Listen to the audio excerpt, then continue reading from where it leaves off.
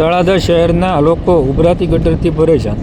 સંપૂર્ણ વિગતો સાથે વાત કરીએ તો તળાજા શહેરના સરતાનપર રોડ નજીક આવેલ મહેમાન કોલોનીના લોકો ઉભરાતી ગટરથી પરેશાન છે। વારંવાર ગટર ઉભરાતી હોવાથી અવારનવાર તળાજા નગરપાલિકામાં રજૂઆત કર્યા હોવા છતાં આજ સુધી કોઈ તેનો ઉકેલ આવ્યો નથી।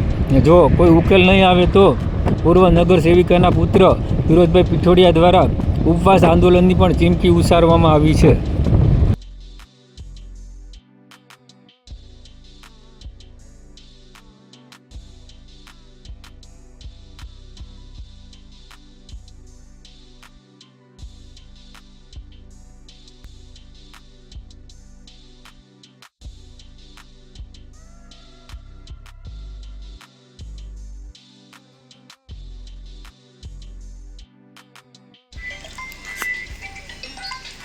મેમણ કોલોની વોર્ડ નંબર 3 વિસ્તારની અંદર જે ગટરનો કૂવો આવેલો છે એ પૂરો ભરાઈ ગયેલો છે। એની લીધે આખા વિસ્તારની અંદર ગટર ઉભરાય છે। આ મા બાપ વગરની નગરપાલિકા શું કરે છે?